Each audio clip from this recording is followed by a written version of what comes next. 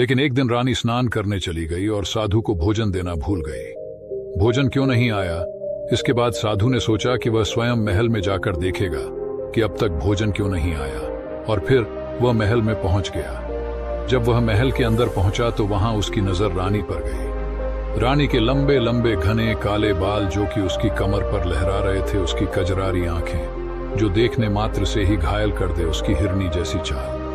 रानी के इतने सुंदर रूप को देखकर सन्यासी हो गया मोहित, और रानी की सुंदरता सन्यासी के मन में घर कर गई और वह वहां से बिना कुछ कहे ही अपनी कुटिया में लौट आया। सन्यासी रानी के रूप की सुंदरता को भुला न सका और वह खाना पानी त्याग कर अपनी कुटिया में पड़ा रहा। उसने कई दिनों तक कुछ भी नहीं खाया, जिसकी वजह से वह बहुत कमजोर हो गया। फिर कुछ समय बाद राजा वापस लौटे और जब उस सन्यासी की हालत का पता चला तो वह सीधे सन्यासी के पास पहुंच गए और बोले कि हे भगवान, क्या बात है, आपको क्या हो गया और आप इतने कमजोर कैसे हो गए? किस गहरी सोच में डूबे हो? क्या मुझसे कोई गलती हो गई है? तब साधु ने कहा, नहीं राजा, आपने कोई गलती नहीं की है। यह सुनकर राजा बोले, तो फिर क्या बात है, आप मुझे बताइए, मैं आपकी समस्या का समाधान अवश्य करूंगा। यह सुनकर तपस्वी ने राजा से कहा कि आपकी रानी की अद्भुत सुंदरता को देखकर मैं उसकी सुंदरता पर मोहित हो गया और अब मैं रानी के बिना नहीं रह सकता। यह सुनकर राजा हैरान हो गया और कुछ देर रसने के बाद राजा ने उस सन्यासी से कहा, मैं आपको रानी दे दूंगा। यह सुनकर सन्यासी बहुत प्रसन्न हुआ। फिर राजा सन्यासी को लेकर महल चले गए और जब राजा और सन्यासी महल पहुंचे तो उस दिन रानी ने अपने सबसे सुंदर वस्त्र और आभूषण पहने थे। फिर राजा रानी के पास गया। राजा ने रानी से कहा कि इस साधु की मदद करनी चाहिए, वह बहुत कमजोर स्थिति में जा चुके हैं और मैं नहीं चाहता कि एक बुद्धिमान व्यक्ति की हत्या का कलंक मेरे सिर पर लगे। राजा की यह बात सुनकर रानी ने राजा से पूछा कि आखिर इन सन्यासी के इस दुख का कारण क्या है? तो राजा ने रानी से कहा कि सन्यासी आपकी अद्भुत सुंदरता के दीवाने हो गए हैं। राजा की यह बात सुनकर रानी ने कहा कि राजा, आप चिंता मत करिए, अब आप सब कुछ मेरे ऊपर रहने दीजिए। मुझे पता है कि मुझे अब क्या करना है। आपके ऊपर ना तो सन्यासी की हत्या का पाप लगेगा और ना ही उससे मेरे पवित्र धर्म का नाश होगा। रानी की यह बात सुनकर राजा ने रानी को सन्यासी को सौंप दिया।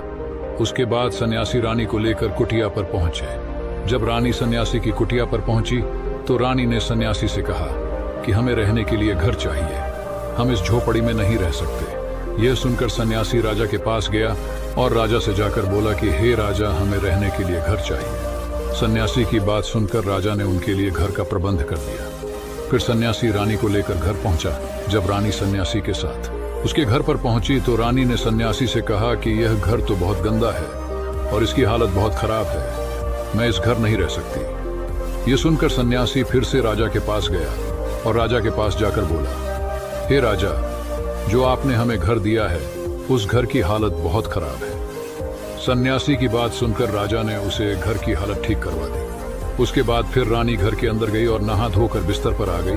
तभी साधु भी बिस्तर पर आ गया। फिर उसके बाद रानी ने साधु से कहा कि आप जानते हैं कि आप कौन हैं और क्या बन गए हैं? आप एक महान साधु थे जिनके लिए राजा स्वयं सभी आवश्यक चीजें उपलब्ध करते थे, जिनके पास दूर दूर से लोग ज्ञान प्राप्त करने आते थे, जो लोगों को सत्य का मार्ग दिखाते थे, जो लोगों की समस्याओं का समाधान करते थे, जिन्हें सभी लोग गुरु मानते थे, जिसे सब लोग भगवान मानकर पूजते थे।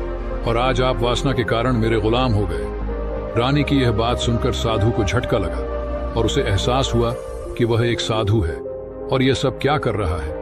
वह यह सब सुख सुविधाएं त्याग कर शांति की तलाश में जंगलों में चला गया था।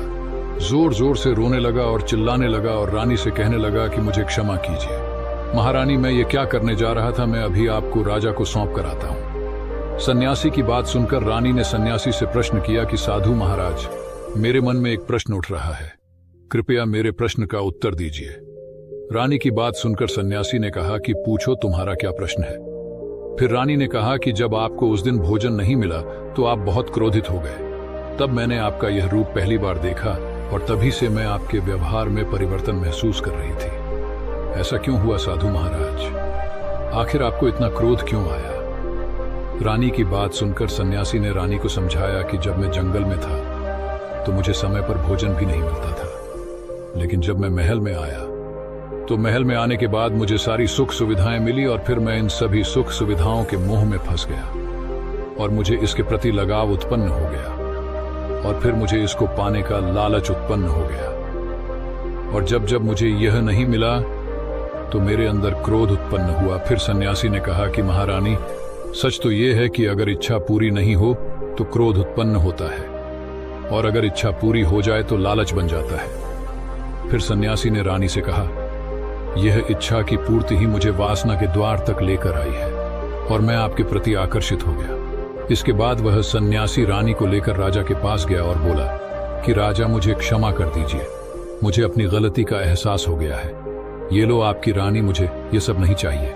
मैं अपनी इच्छा के वशीभूत होकर यह गलत कार्य करने जा रहा था और अपने जीवन को बर्बाद कर रहा था, लेकिन अब मुझे सब कुछ समझ आ गया है। उसके बाद उस सन्यासी ने कहा कि हे राजा, मनुष्य की बर्बादी का कारण उसकी 4 आदतें बनती है और दुनिया की हर एक व्यक्ति के अंदर यह 4 अवगुण होते हैं, लेकिन जो व्यक्ति इन पर नियंत्रण कर लेता है वह दुख और परेशानियों से बच जाता है। वही जो व्यक्ति इन 4 दोषों पर नियंत्रण नहीं कर पाता है वह बर्बाद होने के कगार पर पहुंच जाता है। यह सुनकर राजा ने कहा कि महाराज, आप मुझे वह 4 आदतें बताइए जिससे कि मनुष्य की बर्बादी हो जाती है।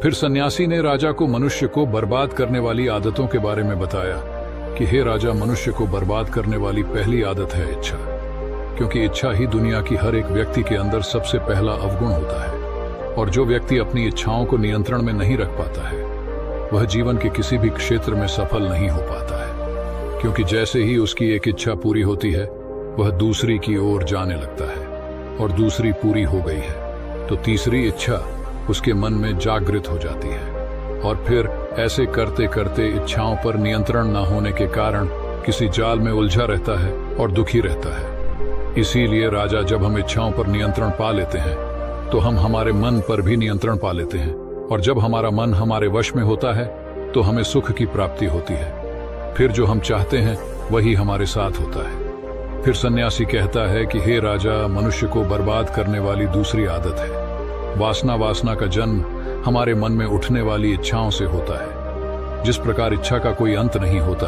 और मनुष्य वासना के जाल में फंसता ही चला जाता है, वासना के वशीभूत होकर मनुष्य को कुछ भी नजर नहीं आता है।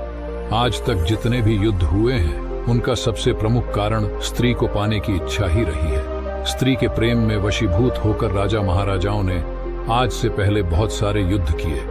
रावण भी संसार का सबसे बुद्धिमान व्यक्ति था, लेकिन उसने भी माता सीता की सुंदरता की जाल में फंसकर अपना सब कुछ बर्बाद कर लिया। उसकी मृत्यु का कारण एक स्त्री ही बनी। कई राजा महाराजा तो युद्ध में इसलिए हार गए क्योंकि वह लोग स्त्रियों से रास लीला रचने में ही रह गए।